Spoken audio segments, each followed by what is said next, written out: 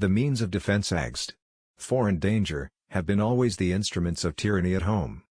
The advancement of science and the diffusion of information is the best element to true liberty.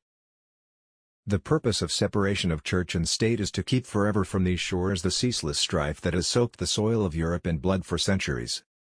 There are more instances of the abridgment of the freedom of the people by gradual and silent encroachments of those in power than by violent and sudden usurpations.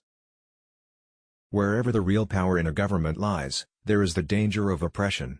In our governments, the real power lies in the majority of the community, and the invasion of private rights is chiefly to be apprehended,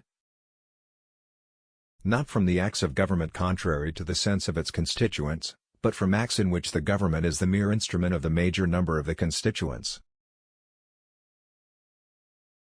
It may not be easy, in every possible case, to trace the line of separation between the rights of religion and the civil authority with such distinctness as to avoid collisions and doubts on unessential points. The tendency to usurpation on one side or the other, or to a corrupting coalition or alliance between them, will be best guarded against by an entire abstinence of the government from interference in any way whatsoever. A well-regulated militia, being necessary to the security of a free state, the right of the people to keep and bear arms shall not be infringed. James Madison, The Constitution of the United States of America.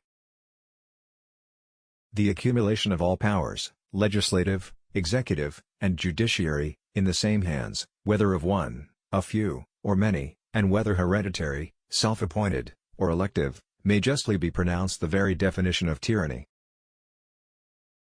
Knowledge will forever govern ignorance, and a people who mean to be their own governors, must arm themselves with the power knowledge gives. A popular government without popular information or the means of acquiring it, is but a prologue to a farce or a tragedy or perhaps both. It will be of little avail to the people that the laws are made by men of their own choice if the laws be so voluminous that they cannot be read, or so incoherent that they cannot be understood. Americans have the right and advantage of being armed, unlike the citizens of other countries whose governments are afraid to trust the people with arms.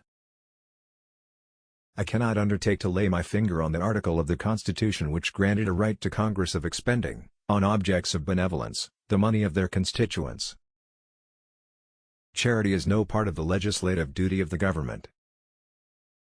The Constitution preserves the advantage of being armed which Americans possess over the people of almost every other nation, where the governments are afraid to trust the people with arms.